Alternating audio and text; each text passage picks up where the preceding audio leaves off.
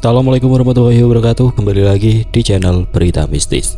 Untuk kisah kali ini masih ada sebuah cerita dari tulisannya Afiatul Aini. Dan untuk kisah yang akan saya bawakan kali ini, sebuah kisah yang berjudul Kuntilanak Merah. Sebelum kita lanjut ke ceritanya, tekan dulu tombol like video ini. Dan jangan lupa tekan juga tombol subscribe channel ini. Nyalakan juga lonceng notifikasinya agar tidak ketinggalan cerita-cerita lainnya. Dan seperti apa untuk kisah kali ini? Langsung saja kita masuk ke ceritanya.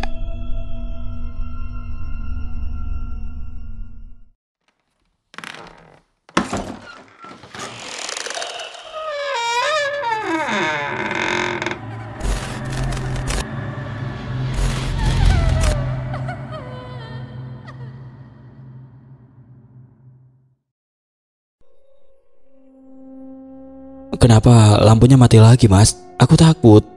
Suara Nadia pecah di ruang tamu. Ia berdiri memeluk lengannya, pandangannya gelisah menatap bohlam yang baru saja padam. Hanya cahaya temaram dari luar jendela yang menyusup, membuat wajahnya terlihat pucat. Sudah aku bilang, listrik di rumah ini kadang turun. Bukan hal aneh, jawab Arman, suaminya pria itu duduk di kursi rotan. Berusaha tenang meski keningnya juga berkerut. Tapi barusan kamu dengar kan, ada langkah di lorong? Nadia menatap suaminya dengan mata membesar. Itu bukan suara tikus, Mas. Seperti ada orang. Arman mendesah berdiri lalu meraih senter di atas meja. Aku cek. Kamu jangan terlalu mengada-ngada. Baru sehari kamu tinggal di sini, sudah menuduh rumah ini ada yang aneh. Nadia meraih tangannya. Jangan pergi sendirian. Lepas.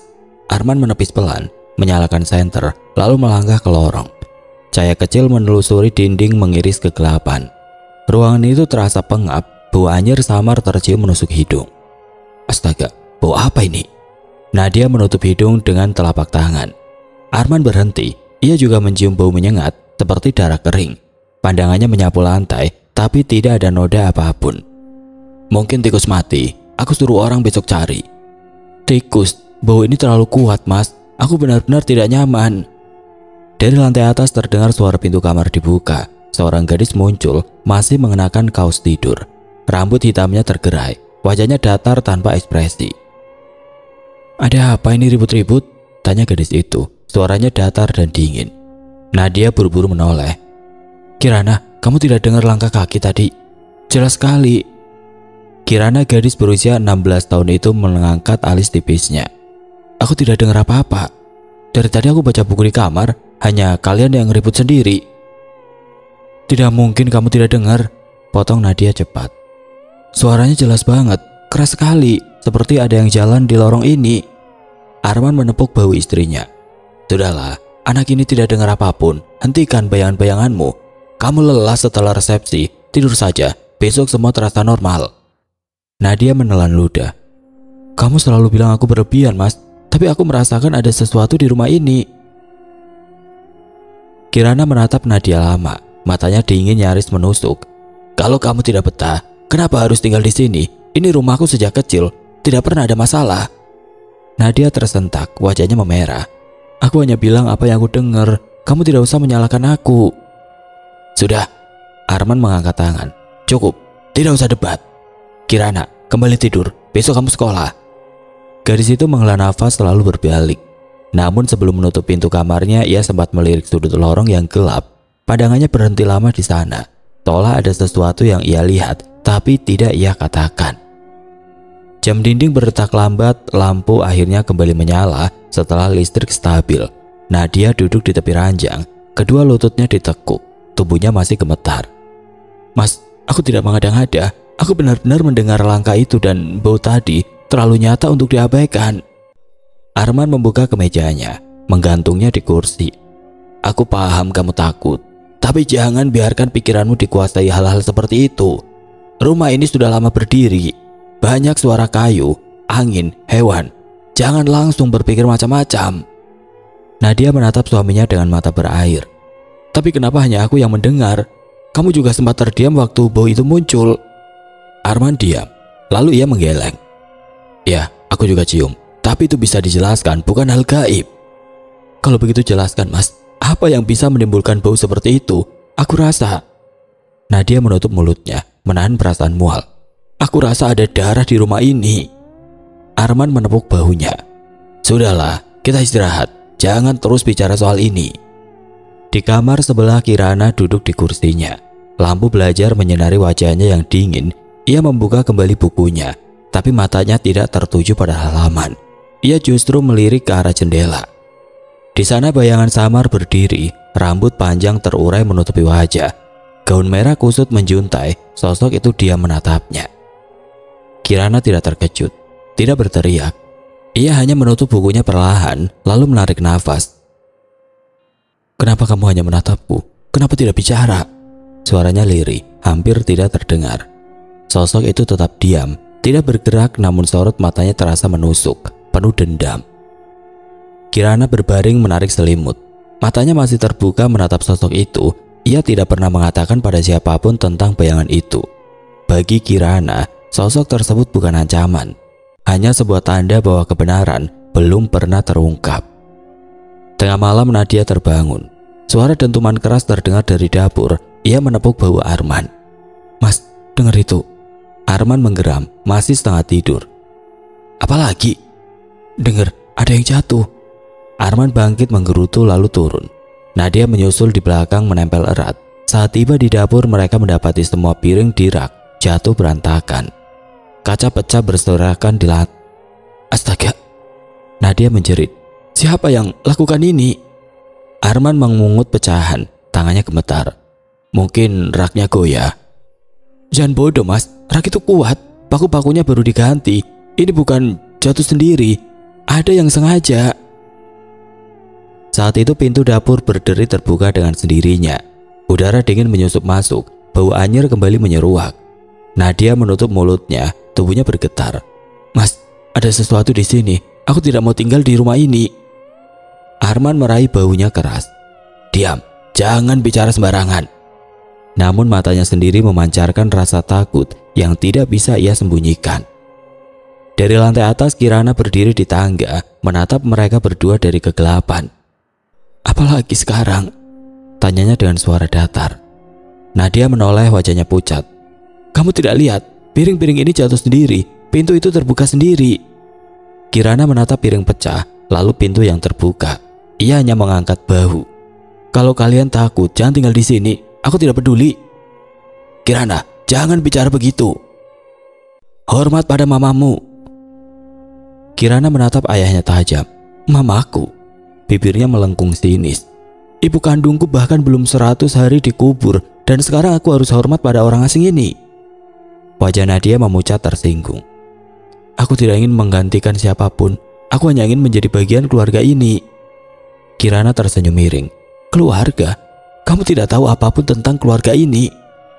Arman mengepalkan tangan. Kirana, cukup. Namun gadis itu sudah berbalik, kembali ke kamarnya. Sebelum pintunya tertutup, sosok bergaun merah itu berdiri tepat di belakangnya, menatap Nadia dan Arman. Kali ini keduanya melihat sekilas bayangan itu sebelum hilang di telan gelap. Nadia menjerit histeris. Mas, kamu lihat kan? Kamu lihat? Arman terdiam, wajahnya pucat. Untuk pertama kali ia tidak bisa menyangka lagi. Aku dengar suara itu lagi mas. Dengar baik-baik, pintu itu bergetar. Nadia mengguncang bahu Arman yang masih berbaring. Lelaki itu membuka mata, menoleh ke arah pintu kamar yang benar-benar berguncang pelan. Gagangnya bergetar, seperti ada seseorang yang mendorong dari luar. Siapa di luar? Teriak Arman, suaranya serak. Tidak ada jawaban, yang terdengar justru suara tawa lirih panjang, melengking, membuat bulu kuduk Nadia berdiri. Mas, itu suara perempuan. Nadia menjerit memeluk lengan suaminya erat-erat. Arman menelan ludah, wajahnya mulai pucat. Ia bangkit berusaha menahan pintu yang bergetar semakin keras. Siapa di luar? Kalau ini ulah orang iseng, keluar kau. Tawa itu berhenti mendadak, hening menyelimuti kamar, pintu pun berhenti bergetar. Nadia gemetar, suaranya bergetar. Aku bilang apa mas? Rumah ini tidak normal, ada yang mau menyakiti kita. Arman terdiam. Untuk pertama kali ia tidak langsung membantah. Matanya menatap pintu dengan sorot bingung. Aku tidak tahu, tapi ini nyata. Arman tertidur lagi menjelang dini hari, namun tidurnya gelisah. Tubuhnya berkeringat, tangannya meremas spray, wajahnya meringis seperti tersiksa. Dalam mimpinya ia berdiri di tengah halaman rumah, angin berembus kencang. Dari arah kegelapan seorang wanita berjalan tertatih, tubuhnya penuh darah, gaun merahnya robek, wajahnya pucat. Mata wanita itu menatap tajam ke arahnya. "Arman," suaranya paruh menyayat. Arman berusaha mundur tapi kakinya seakan terpaku di tanah. Wanita itu meraih tangannya, meninggalkan noda merah basah di kulitnya. "Kau ingat aku, kau ingat janji itu, kau tinggalkan aku, lalu kau biarkan aku mati." Arman berteriak, suaranya serak, menggema di dalam mimpi. Wanita itu mendekatkan wajahnya, darah menetes dari bibirnya. "Aku kembali, Arman, untuk mengambil yang kau curi." Arman terbangun dengan teriakan, nafasnya terengah, tubuhnya basah oleh keringat. Nadia terlonjak dari tidurnya. "Mas, kenapa? Mimpi apa?" Arman menutup wajahnya dengan kedua telapak tangan. "Aku lihat dia, perempuan itu wajahnya penuh darah, dia panggil namaku." Nadia menatapnya dengan mata lebar. "Perempuan? Maksudmu arwah itu? Dia benar-benar ada?" Arman tidak menjawab, hanya memandang kosong ke arah jendela yang tertutup tirai. Hatinya digelayuti rasa bersalah yang tiba-tiba datang tanpa alasan. Nadia semakin tidak bisa tenang. Hampir setiap malam ia melihat bayangan merah menempel di jendela kamarnya. Sesosok tubuh berdiri diam. Rambut panjang menutupi wajah, gaun merah kusut menatapnya dari balik kaca. "Mas, dia ada di jendela, aku lihat jelas." Nadia menjerit menarik tangan suaminya. Arman buru-buru membuka tirai, tapi di luar hanya terlihat pekatnya malam. "Tidak ada apa-apa." "Tidak mungkin, aku lihat dengan mata kepala sendiri." Nadia menempelkan punggungnya ke dinding, tubuhnya gemetar. "Kenapa hanya aku yang selalu melihat dia? Apa dia mengincarku, Mas?" Arman menutup tirai kembali, wajahnya menegang. "Jangan bicara sembarangan, kita harus tenang. Mungkin kamu terlalu takut, jadi merasa semua nyata." "Aku tidak gila, Mas," bentak Nadia. "Aku tidak berhalusinasi, dia memang ada." Suara keras itu membuat pintu kamar Kirana terbuka. Gadis itu berdiri di ambang pintu, rambutnya berantakan, wajahnya kesal. "Kenapa setiap malam kalian ribut? Aku mau tidur." Nadia menoleh cepat. "Kirana, kamu tidak lihat bayangan merah itu? Dia berdiri di jendela tadi." Kirana menghela nafas panjang. "Aku tidak lihat apa-apa. Kamu selalu histeris, Tante. Rumah ini tidak pernah aneh sampai kamu datang." "Kirana, jangan bicara begitu," potong Arman, suaranya melemah. "Kenapa aku tidak boleh bicara? Semua ini mulai sejak dia tinggal di sini." Kirana menunjuk Nadia. "Kalau memang ada hantu, kenapa hanya dia yang diganggu? Kenapa tidak aku?" Nadia tercekat, wajahnya pucat. "Karena aku yang dia incar." Kirana menyipitkan mata. "Atau karena kamu hanya cari perhatian?" "Kirana," bentak Arman. Akan tetapi gadis itu sudah berbalik, menutup pintunya keras-keras. Pagi menjelang tapi Nadia masih murung. Ia duduk di kursi dapur, wajahnya lesu, tidak menyentuh sarapan. Arman membuat kopi, berusaha menenangkan dirinya sendiri. "Aku tidak tahan lagi, Mas. Kalau ini berlanjut aku bisa gila." Arman duduk di hadapannya, menatapnya serius. "Kita coba cara lain. Aku bisa panggil orang pintar untuk lihat rumah ini. Tapi jangan sampai Kirana tahu dulu. Dia sudah cukup marah dengan pernikahan kita." Nadia mengangguk cepat. "Aku setuju. Aku tidak mau lagi bermalam dengan bayangan merah itu di jendela." Siang itu Kirana masuk ke dapur mengambil minuman. Ia menatap Nadia sebentar, lalu membuka kulkas. "Kalau kamu tidak betah, pulang saja ke rumah orang tuamu. Jangan bikin drama di sini." Nadia menoleh, matanya berkaca-kaca. "Aku tidak mengada-ngada, Kirana. Aku juga tidak ingin menjadi musuhmu." Kirana menengguk airnya, lalu menaruh gelas dengan suara keras di meja. "Ibu kandungku bahkan belum lama meninggal. Ayahku terlalu cepat menikah lagi. Kamu pikir aku bisa terima begitu saja?" Nadia terdiam, tidak sanggup membalas. Arman yang baru masuk langsung menatap putrinya. "Kirana, cukup. Jangan bicara begitu pada istri ayahmu." Kirana menatap ayahnya dengan dingin. "Kalau memang ada yang aneh di rumah ini, itu karena ayah sendiri. Bukan karena aku, dan aku tidak takut dengan siapapun yang katanya muncul." Nadia menatapnya dengan gemetar. "Kamu benar-benar tidak pernah melihat dia? Bayangan itu berdiri lama sekali di jendela. Dia seolah hanya menatapku." Kirana menggeleng pelan, wajahnya menutup rapat emosinya. Akan tetapi dalam hati ia tahu Nadia tidak sepenuhnya salah. Ia sendiri beberapa kali melihat sosok bergaun merah itu, hanya saja tidak pernah mengganggunya. Sosok itu hanya berdiri, menatapnya dari jauh, dan itulah yang membuatnya lebih gelisah. Kenapa hanya Nadia dan ayahnya yang diteror? Malam berikutnya pintu kamar kembali bergetar. Suara tawa Liri menggema, kali ini lebih panjang. Nadia berteriak menutup telinganya, sementara Arman menahan pintu sekuat tenaga. "Pergi, siapapun kau, jangan ganggu rumah ini."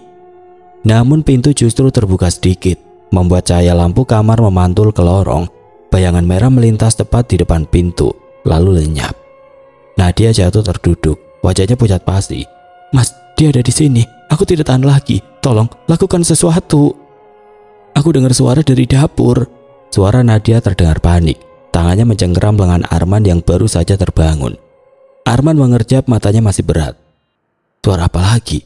Kamu jangan bikin aku tambah stres, Nat." "Serius, Mas. Ada yang teriak tadi, kayak orang kesakitan." Nadia menatap ke arah pintu kamar yang setengah terbuka, tubuhnya gemetar. Arman bangkit dengan langkah berat. Ia meraih senter yang tergeletak di nakas. "Kalau memang ada orang, kita harus cek. Jangan-jangan maling." Nadia menahan pergelangan tangannya. "Jangan pergi sendirian, aku ikut." Mereka berjalan pelan ke arah dapur. Lampu dapur padam, hanya cahaya bulan yang menembus lewat jendela kecil. Suara berderit terdengar dari arah lemari kayu, seperti ada yang menggesek permukaannya. Arman menyorotkan senter. Nadia menutup mulutnya dengan kedua tangan. Tepat di dinding dekat kompor ada bekas tangan berumur darah memanjang ke arah lantai. "Ya Tuhan." Nadia mundur beberapa langkah. "Itu darah kan?" Arman menempelkan senter lebih dekat. Bekas tangan itu masih basah, merahnya pekat, menetes hingga lantai. "Gak mungkin. Dari mana datangnya?" Tiba-tiba sendok di rak berjatuhan sendiri, menimbulkan suara berisik. Piring bergetar seperti diguncang gempa. Arman spontan berdiri tegak, menahan Nadia di belakang tubuhnya. "Kalau ada orang di sini, keluar!" teriak Arman. Suaranya berat bercampur marah. Tidak ada jawaban, hanya udara yang mendadak dingin menusuk. Lalu terdengar suara tawa Liri dari sudut dapur, panjang dan melengking. Nadia langsung menjerit dan menutup telinga. "Aku gak tahan lagi, Mas. Itu suara perempuan lagi." Nadia berusaha menyeret Arman keluar. Arman menarik nafas panjang, mencoba tetap rasional. "Nat, kalau kita lari, kita nggak akan pernah tahu siapa yang mainin kita." Belum sempat Arman melangkah, semua kursi di meja makan terlempar ke arah dinding, menimbulkan dentuman keras. Nadia histeris, tubuhnya hampir roboh. Arman buru-buru menangkapnya lalu menyeretnya keluar dari dapur. Mereka kembali ke ruang tamu. Lampu masih menyala di sana, namun suasananya tidak lebih aman. Di dinding ruang tamu Nadia melihat lagi bekas tangan berdarah. Kali ini jumlahnya lebih banyak. Seperti ada seseorang yang berusaha keluar dari dalam dinding itu.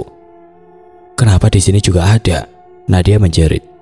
"Mas, ini bukan maling. Ini sesuatu yang gak masuk akal."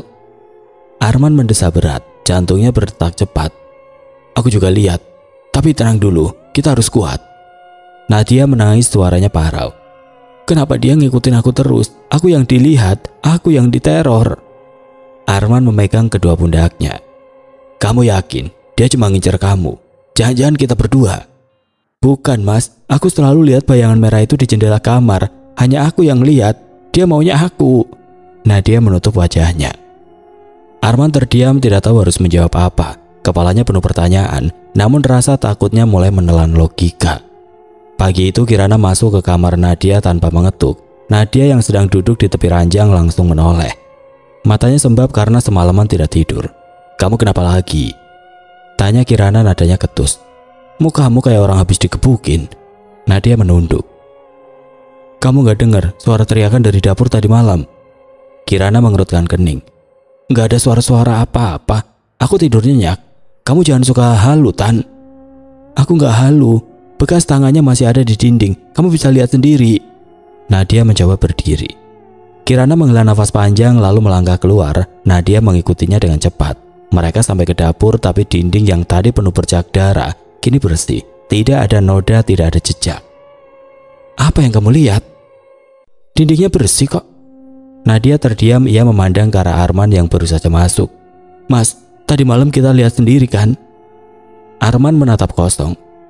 "Aku nggak tahu, Mungkin aku salah lihat. Nadia membelalak. Apa? Kamu sendiri yang bilang itu darah? Arman mengusap wajahnya jelas kelelahan. Aku bingung.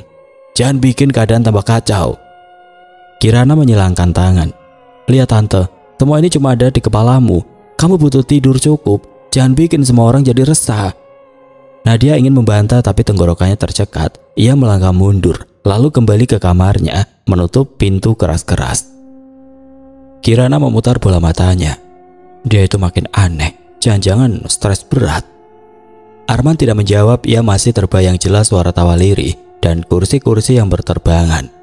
Akan tetapi entah kenapa mulutnya terasa berat untuk menceritakan lagi pada Kirana. Malam itu udara di rumah terasa lebih pekat. Nadia berbaring dengan mata terbuka lebar. Tubuhnya tidak bisa rileks. Ia menoleh ke jendela. Bayangan merah itu lagi-lagi menempel, seperti siluet tubuh perempuan dengan rambut terurai. Kenapa kamu selalu muncul di sana? Apa yang kamu mau dari aku? Nadia berbisik sendiri. Tiba-tiba pintu kamar bergetar hebat, seperti ada yang menendang dari luar. Nadia langsung bangkit, tubuhnya kaku. Mas! Arman masuk dengan wajah panik. Apalagi sekarang? Dia ada di jendela.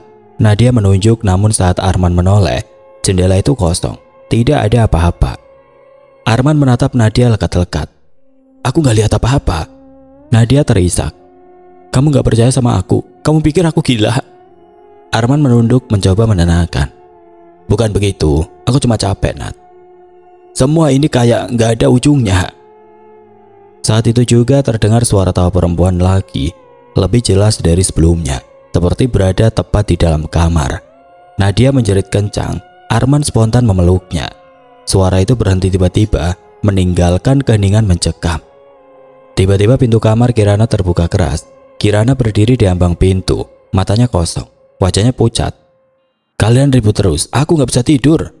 Arman melepas pelukan pada Nadia. Kirana, kamu lihat atau dengar sesuatu barusan?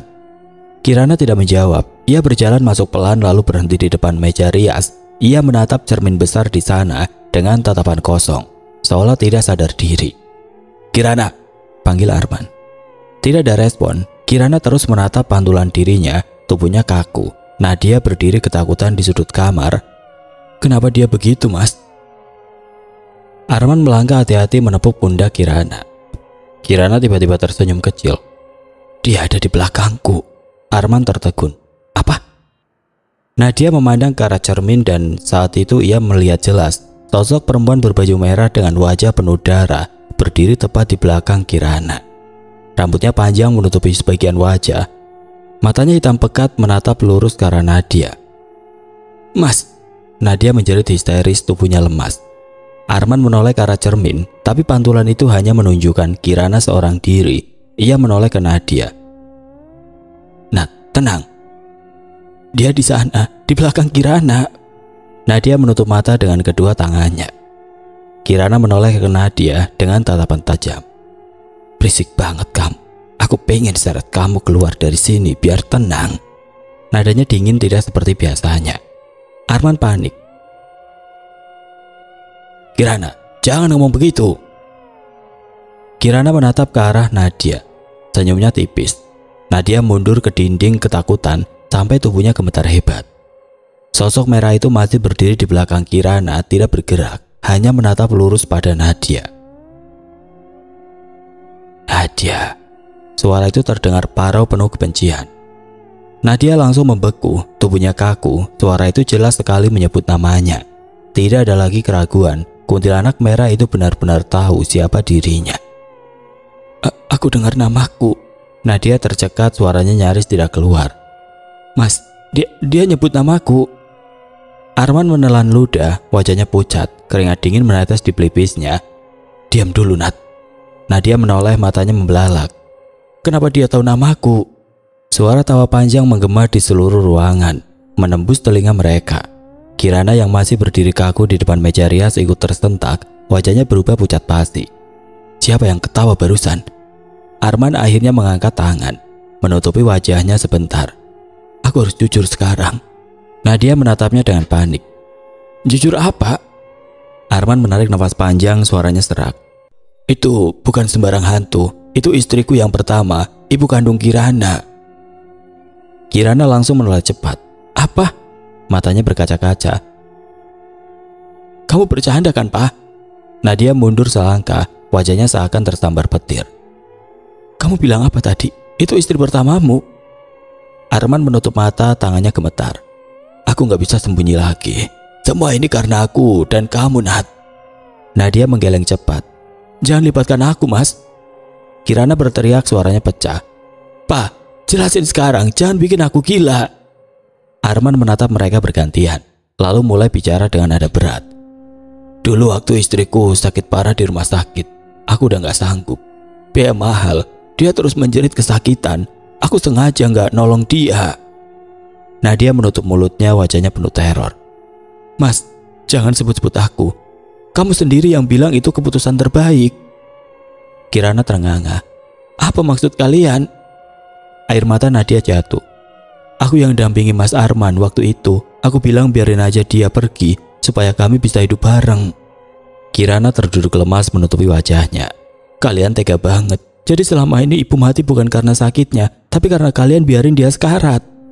Tangisnya pecah. Arman mencoba mendekati. Kirana, dengar dulu. Itu semua demi kebaikan. Diam. Kebaikan dari mana? Kalian pembunuh. Tiba-tiba suara keras mengguncang seluruh rumah. Pintu kamar terbanting menutup dengan sendirinya. Lampu berkedip-kedip lalu padam total. Ruangan hanya diterangi cahaya redup bulan yang masuk lewat jendela. Arman, Nadia. Suara perempuan itu kembali terdengar. Kali ini lebih dekat, lebih jelas. Kalian pikir aku lupa?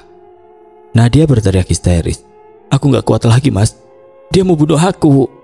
Arman menarik tangannya. Tenang, Nat. Jangan pisah dari aku.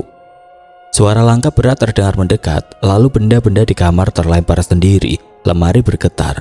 Buku-buku berjatuhan. Bingkai foto pecah menghantam lantai. Kirana menjerit dan berlari ke sudut ruangan.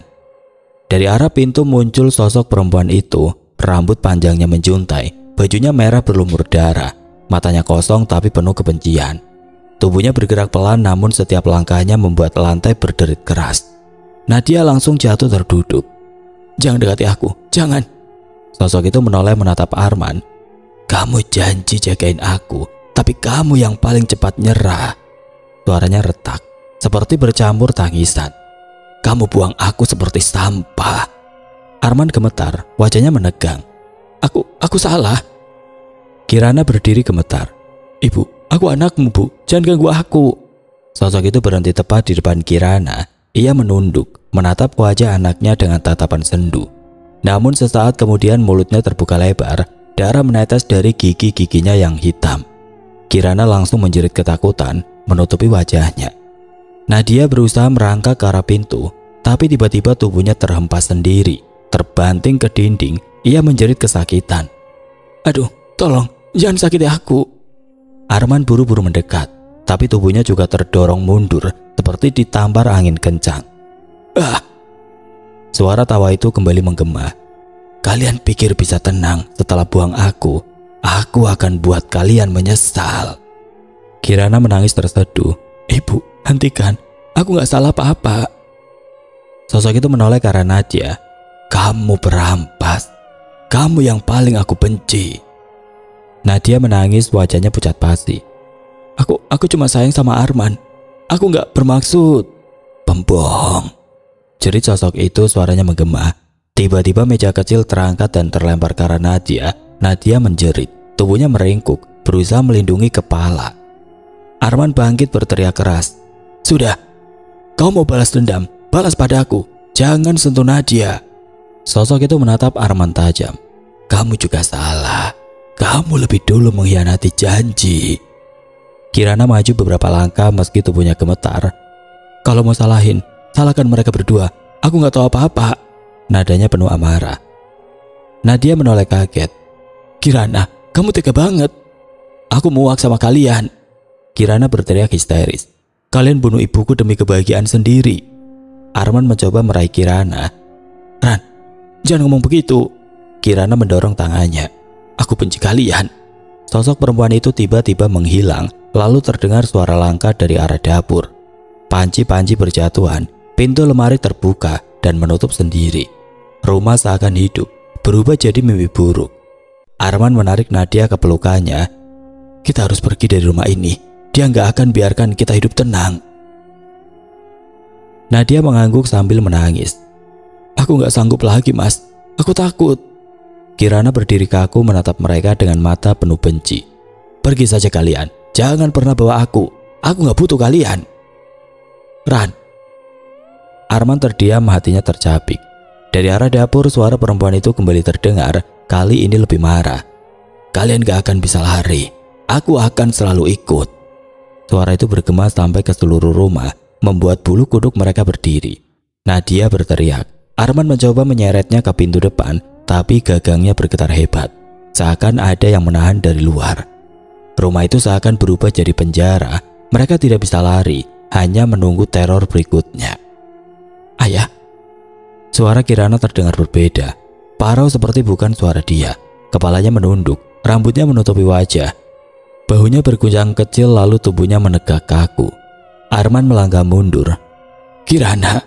Suaranya gemetar. Nak, kamu kenapa? Kirana mengangkat wajah, matanya merah menyala. Senyum dingin menyeringnya di bibirnya. Ayah, akhirnya aku bisa dekat denganmu lagi. Nadia menutup mulutnya dengan kedua tangan. Astaga, itu bukan Kirana. Kirana berjalan pelan ke arah dapur. Gerakannya kaku tapi tegas.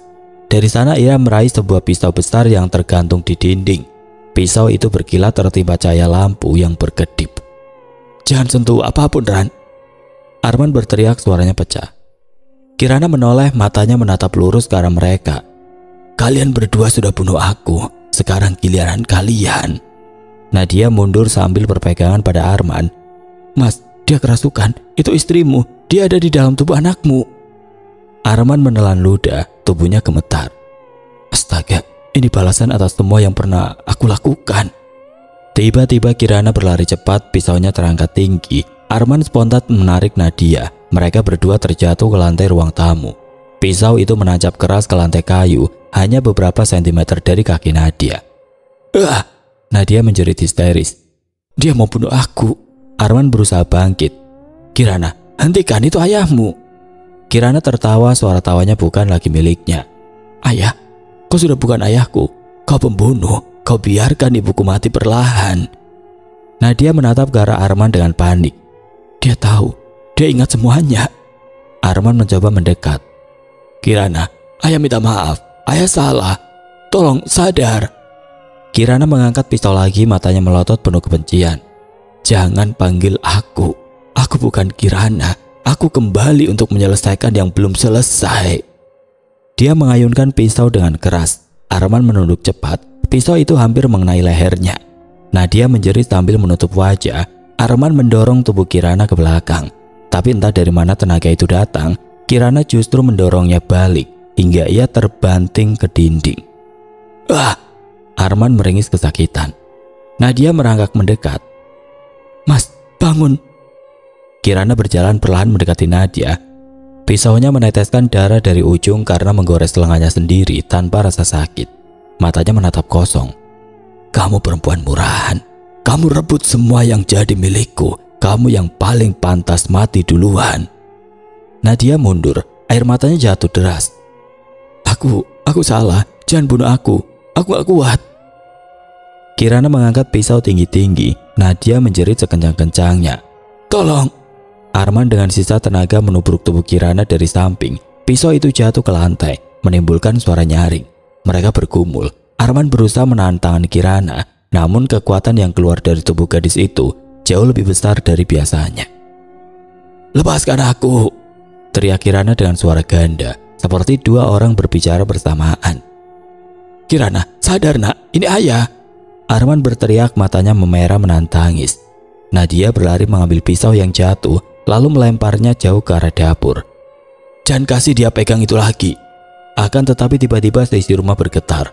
Jendela berderak, pintu bergetar, dan suara tawa panjang menggema dari segala arah. Arman dan Nadia saling berpandangan, wajah mereka sama-sama pucat. Dia marah besar, Nat. Kirana berhenti melawan sejenak, lalu menatap keduanya. Senyum aneh kembali muncul di bibirnya. Kalian gak akan bisa kabur. Aku sudah di sini dan aku gak akan biarkan kalian hidup tenang. Dari kegelapan itu sosok perempuan bergaun merah muncul di belakang Kirana. Tubuhnya berlumur darah. Wajahnya hancur dengan mata kosong. Nadia menjerit histeris. Arman menahan nafas. Lari, Nat. Arman menarik tangan istrinya. Mereka berdua langsung menuju pintu depan. Namun Kirana, atau lebih tepatnya arwah yang menguasainya, mengejar dengan cepat. Langkahnya menghantam lantai dengan keras. Ia kembali meraih pistol lain dari meja dapur. Ayah, Nadia, kalian gak boleh lolos. Arman mendorong pintu sekuat tenaga. Pintu itu terbuka setelah sebelumnya terkunci. Mereka berlari keluar, berteriak sekencang mungkin. Tolong kami. Suara Nadia menggema di jalan perumahan. Beberapa lampu rumah tetangga menyala. Orang-orang keluar dengan wajah bingung. Seorang bapak tua langsung mendekat. Ada apa ribut-ribut begini? Nadia menangis histeris sambil bersembunyi di balik tubuh Arman. Anak kami kerasukan, dia mau bunuh kami. Arman memegangi dadanya yang sakit karena benturan. Tolong panggil orang, panggil siapa saja, dia bawa pisau. Warga mulai panik, beberapa berlari mengambil bambu dan kayu. Seorang ibu menarik tangan Nadia menjauh. Cepat sini, Bu, jangan dekat rumah itu dulu. Tiba-tiba suara kaca pecah terdengar dari dalam rumah. Kirana muncul di ambang pintu, tubuhnya tegak dengan pisau berlumur darah di tangannya. Matanya merah, wajahnya tanpa ekspresi, ia melangkah keluar. Warga yang tadinya mendekat langsung mundur, sebagian bahkan lari ketakutan. Arman berteriak. Kirana, nak, sadar, ini ayahmu. Kirana menoleh sekilas lalu tersenyum tipis. Suaranya pelan tapi jelas terdengar. Ayah, ibu sudah kembali, dan kali ini aku gak sendirian. Nadia menjerit memeluk Arman erat-erat. Warga berteriak, sebagian mencoba mendekat, sebagian lagi memilih kabur. Malam itu perumahan kecil itu berubah kacau. Karena mereka semua sadar ada sesuatu yang jauh lebih mengerikan daripada sekedar anak gadis kerasukan. Pak RT, tolong kami. Teriak Nadia sambil berlari terpincang keluar dari rumah. Arman menyusul dengan wajah pucat. Keringat dingin menetes deras di pelipisnya. Pak RT yang sedang duduk di teras langsung berdiri. Astaga, kalian kenapa? Dia kerasukan, Karina. Suara Arman tercekat, tubuhnya gemetar hebat. Belum sempat Pak RT bertanya lebih jauh, suara jeritan melengking terdengar dari dalam rumah. Pak RT, panggil polisi. Dengan tangan gemetar Pak RT langsung menghubungi pihak berwajib. Beberapa menit kemudian suara sirine memecah keheningan. 2 mobil polisi berhenti di depan rumah, lampu rotator merah biru menyinari wajah-wajah tegang para warga. Seorang perwira mendekat. Siapa yang melapor? Saya, Pak. Mereka ini. Pak RT menunjuk Arman dan Nadia yang sudah terduduk di tanah, lemas tidak berdaya. Polisi mendekat. Kalian berdua ikut kami ke kantor. Ada laporan dan saksi yang harus diperiksa. Apa? Kenapa kami dibawa? Nadia menjerit histeris. Kami korban, bukan pelaku. Namun tatapan polisi dingin, seakan sudah tahu sesuatu. Justru karena kalian korban, kami perlu tahu kebenarannya. Ada indikasi hal lain yang lebih besar. Jangan coba melawan. Arman mencoba berdiri, namun tubuhnya lemas. Ia menatap Nadia lalu menunduk pasrah. Sudah, ikut saja. Mungkin ini akhir dari semua. Mobil polisi membawa mereka pergi, meninggalkan rumah yang kini sepi. Suara warga masih terdengar lirih, membicarakan kejadian malam itu. Di ruang interogasi, seorang penyidik menatap tajam ke arah Arman dan Nadia. Kami mendapat informasi lama tentang kematian istri pertama saudara Arman, ibu kandung Kirana. Nadia menegang, wajahnya pucat pasi. Itu sudah lama, jangan ungkit. Diam. Ada bukti medis, racun ditemukan di darah korban, dan kalian berdua yang paling berkepentingan dengan kematiannya. Arman menutup wajah dengan kedua tangan, tubuhnya bergetar. Saya memang salah, kami biarkan dia sekarat. Kami ingin cepat menikah, kami tidak sanggup menunggu. Nadia menangis keras. Jangan bilang begitu, jangan akui semuanya. Namun pengakuan itu sudah cukup. Polisi langsung menuliskan berita acara. Kalian berdua akan diproses sesuai hukum. Semua kebohongan akhirnya terbongkar. Sementara itu di rumah yang sudah kosong, Kirana duduk di ruang tamu. Matanya sembab, tubuhnya masih lemah. Sosok perempuan bergaun merah berdiri di dekat pintu, wajahnya tenang. Tidak lagi menatap penuh amarah, hanya diam, lalu perlahan menghilang bersama udara dingin. Kirana menutup mata. Air mata jatuh di pipi. Ibu, kau sudah tenang sekarang. Ia berkemas memasukkan beberapa pakaian ke dalam tas. Dengan langkah pelan ia meninggalkan rumah itu. Tujuannya jelas, rumah nenek dari pihak ibunya, tempat terakhir yang masih menyimpan kehangatan keluarga. Dan malam itu, untuk pertama kalinya setelah semua teror, rumah itu benar-benar sunyi.